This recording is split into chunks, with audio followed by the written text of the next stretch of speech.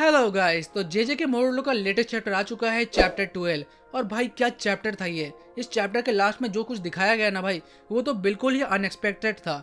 और इसे देखकर लग रहा है कि फाइनली हमारा जेजे के मोरलो अपने असली ट्रैक पर आ रहा है। हमारे ओजी कैरेक्टर्स वापस आ रहे हैं और जो अब तक ये जो माहौल बना है ना कि ह्यूमंस और सुमेरियंस के बीच लड़ाई होगी, वॉर होगा, उस चिंगारी ने फाइनली आग कर ली है। अब आगे क्या हुआ ये बताना बहुत ही मुश्किल है, तो पहले इस चैप्टर को पहले एक्सप्लेन कर लेते हैं। और इस तरह के एनिमे, एनिमेशन या मांगा से रिलेटेड कंटेंट के लिए तुम मेरे चैनल को सब्सक्राइब कर सकते हो। मैं इस तरह के वीडियो बनाता रहता हूँ, तो बिना किसी देरी के वीडियो को स्टार्ट करते हैं।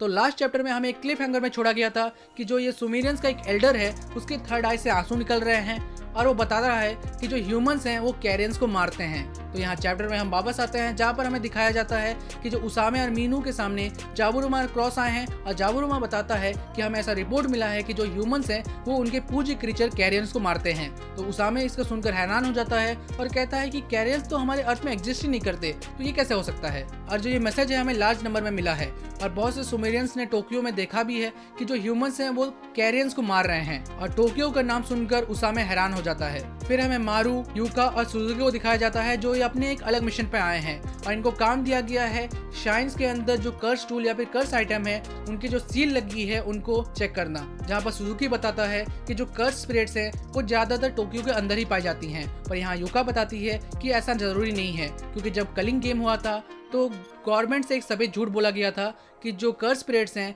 वो टोक्यो के अंदर ही पाई जाती हैं। और अपनी बात को सच साबित करने के लिए उस टाइम के सॉर्सरर्स ने एक बैरियर भी लगा दिया था, लेकिन वो सिर्फ एक दिखावा था, क्योंकि जो कर्स स्पिरिट्स हैं वो टोक्यो के अंदर ही नहीं बल्कि टोक्यो के बाहर भी कई जगहों में पाई जाती हैं। और इसीलिए क्योटो के अंदर कोई प्रोटेक्टिव वार्ड्स बनाए गए हैं जिससे टोक्यो के कर्स स्पिरिट्स बाहर ना जा सकें। और जो सॉर्सरर्स होते हैं वो टाइम टू टाइम आकर ये सब चेक करते रहते हैं। और यहाँ सुजुकी बोलता है कि हाँ, जो करेंटली ग्रेट प्रोफिकेशन चल रहा है इसलिए। तो यहाँ मारू कहता है ये ग्रेट प्रोफेशन क्या है। तो यहाँ पर यूका बताती है कि जो सॉर्सरर्स होते हैं टोक्यो के अंदर एक कर्स स्पिरिट्स को साफ करते हैं और जो ये प्रोटेक्टिव वॉइड है इनको चेक करते रहते हैं। ऐसे को ही वॉइड प्रोफेशन कहा जाता है, जहाँ सॉर्सरर्स चेक करते हैं कि जो प्रोटेक्टिव वॉर्ड लगाया गया है वो सब ठीक है कि नहीं, और वहाँ पर आसपास जो कर्स स्पिरिट्स हैं उनको भी वहाँ से साफ किया जाता है। और कई बार जो ये वॉइड्स होते हैं ये अनस्टेबलाइज हो जाते हैं, तो हमारा काम होता है कि इनको ठीक करना, इनको बार बार चेक करते रहना। और वो बताता है कि ज्यादातर जो जूनियर सॉर्सरर्स होते हैं ग्रेट प्यूरिफिकेशन नहीं करने दिया जाता।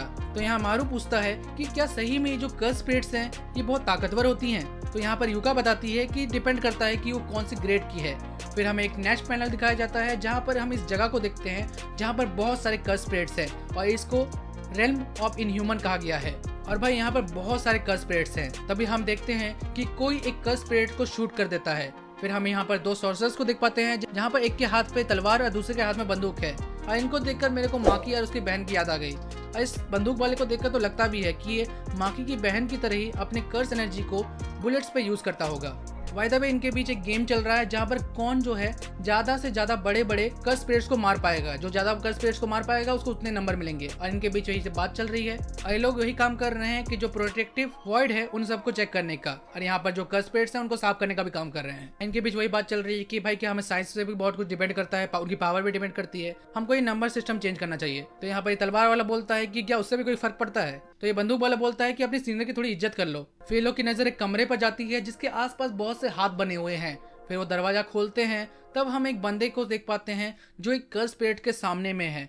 और फिर हमें पता चलता है कि ये एक्चुअली में ये उसकी है। और ये लोग देखकर हैरान हो जाते हैं और कहते हैं कि एक सुमेरियन यहाँ क्या कर रहा है। फिर हम नेक्स्ट पैनल में उसामे और मीनू को देख पाते हैं जहाँ ये बात कर रहे हैं कि क्या भाई जो कर्स स्पिरिट्स हैं क्या वही कैरियंस हैं। तो उसामे कहता है ऐसा नहीं है, जो कर्स स्पिरिट्स होती हैं उनकी कोई फिजिकल बॉडी नहीं होती, वो लोगों की नेगेटिव एनर्जी से बनती है। और वहीं पर जो कैरियंस हैं उनकी अपनी एक फिजिकल बॉडी होती है, बट हाँ इनका जो अपीयरेंस है वो थोड़ा बहुत सिमिलर है। तो इसीलिए लोग सोचते हैं कि जो कर्स स्पिरिट्स हैं वो एक्चुअली में कैरियंस हैं। और यहाँ पर मीनू एक मैसेज भेजता है कि जो ग्रेट प्योरिफिकेशन हो रहा है उसको तुरंत रोको, क्योंकि सुमेरियंस है इनको लग रहा है कि जो ग्रेट प्योरिफिकेशन में जो सॉर्सरर्स हैं कर्स स्पिरिट्स को मार रही हैं एक्चुअली में वो कैरियंस हैं। इसकी वजह से ये लोगों को गलतफहमी हो रही है। और यहाँ पर जाबुरुमा क्रॉस भी कहते हैं कि हम भी तुम्हारे साथ जाएंगे। जहाँ बैकग्राउंड में हमें सुजुकी की एक बात बताई जाती है, कई बार ये जो प्रोटेक्टेड वर्ल्ड है उनके अंदर कर्स स्पिरिट्स भी होती हैं और ये लोग जो होते हैं इनके ऊपर कर्स स्पीच भी लगाते हैं जिससे ये प्रोटेक्टेड रहें और उनके अंदर जो कर्स एनर्जी है वो लीक ना करे। और ये जगह जगह जा करके ये सब काम कर रहे हैं। और सो कि ये भी बताता है कि कई बार जो कर्स एनर्जी का नेचर है वो भी चेंज हो जाता है, तो हमें वो भी देखना पड़ता है।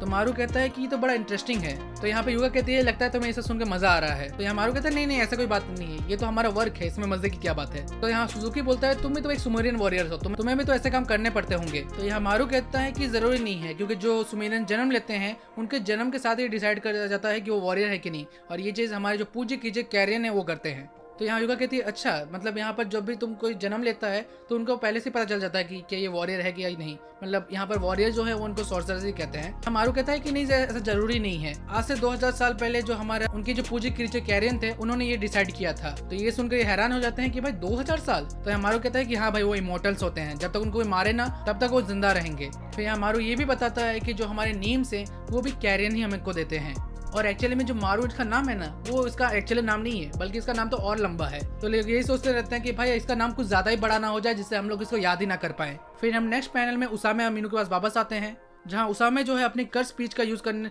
के लिए अपने हाथ को रेडी करता है, और वहाँ पर उसामे को कोई फोन करता है, और ये फोन करता है यही गन सॉर्सरर जिसका नाम है याकामारू। एक मिनट, याकामारू ये तो भाई उसका भी नाम था ना, कहीं उसका कोई रिलेटिव तो नहीं क्या? ओके जो कुछ भी हो, ये बताता है कि हमारे सुमेरियंस के भड़ंस हो चुकी है। फिर हम प्रॉपर्ली इसको देख पाते हैं जहाँ पर इनके सामने बहुत सारे सुमेरियंस आते हैं और कहते हैं कि भाई तुम हमसे पहले लड़ाई कर रहे थे, पर वहाँ पर उसामे टाइम पर आ जाता है और माहौल को शांत करने की कोशिश करता है, और वो याकामारू को बताता है कि जो ग्रेट प्योरिफिकेशन है उसको कुछ टाइम के लिए रोक दिया गया है। और फिर यहाँ उसामे बताता है कि ये हमारी गलती है, हमने कभी भी इनको अपने सॉर्सररी और अपने कर्स स्पिरिट इन सब के बारे में प्रॉपर्ली नहीं बताया था, और ये जो कुछ भी हो रहा है ये बस एक मिसअंडरस्टैंडिंग है। तो यहाँ पर याकामारू कहता है कि तो इस सब में ग्रेट प्यूरिफिकेशन को क्यों रोकना पड़ा। तो यहाँ पर युसामे कहता है क्योंकि जो सुमेरियंस के कैरियंस हैं और जो हमारे कर्स स्पिरिट्स हैं वो एकदम ही सिमिलर हैं, और इसीलिए इन लोगों को लगता है कि इनके जो कैरियंस हैं हम उनको जो है मार रहे हैं, पर एक्चुअली में वो कर्स स्पिरिट्स हैं। और दूसरे और क्रॉस भी जो है इनको समझाने की कोशिश करता है, और जो उसकी है वो क्रॉस के कॉलर पकड़ के बढ़ता है कि तुम मेरे बीच में मत आओ, इन्होंने हमारे कैरियंस को मारा है, जरा देखो मेरे थर्ड आई से आंसू निकल रहे हैं। तो यहाँ क्रॉस बताता है भाई वो कर्स स्पिरिट है, हमारे पूज्य क्रीचर कैरियन नहीं। अगर ये एक्चुअल में कैरियन होता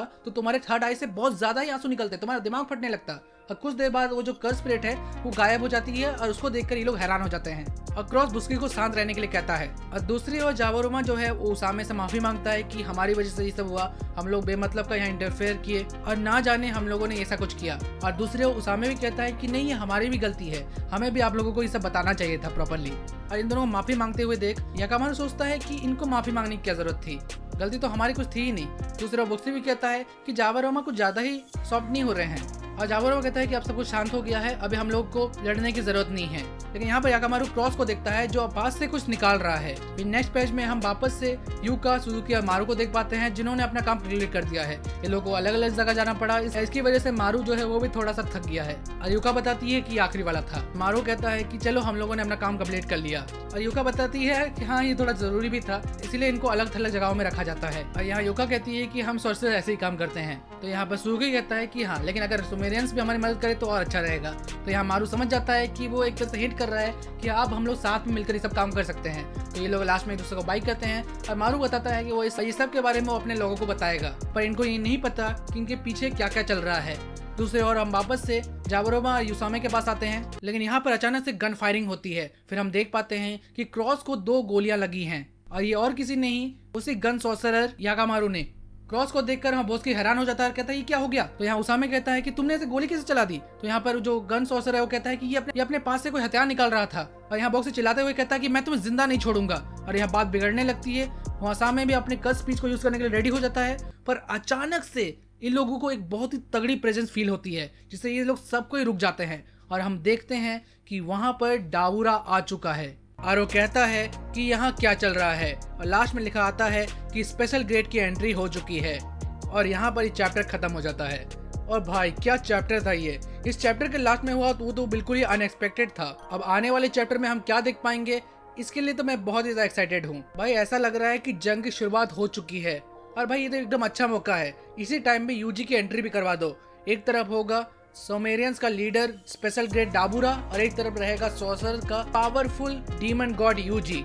भाई क्या सीन बन जाएगा। और हाँ, बहुत से लोगों का ये कहना है कि गोजो का कमबैक होना चाहिए, तो मैं कह दूं भाई नहीं होने वाला। भाई गोजो का कमबैक नहीं होने वाला। और भाई ये पक्की न्यूज है, वो कब का कितना साल पहले मर चुका है और तुम उसको वापस से रिवाइव कर रहे हो। हाँ, उसका रिकार्नेशन हो सकता है, बट पूरा गोजो ही यहाँ पर आ जाए वो तो बहुत ही इम्पॉसिबल जैसा है। जो कुछ भी हो, पर ऐसा लग रहा है कि जेजे के मॉडलो अब वापस से अपनी असली चीजें दिखाने वाला है। तो ये थी वीडियो। अगर तुम्हें वीडियो देखने में मजा आया है तो इस वीडियो को लाइक करो, चैनल को सब्सक्राइब करो इस तरह के कंटेंट के लिए। मैं मिलता हूँ तुम्हें किसी अगली वीडियो में, तब तक के लिए बाय।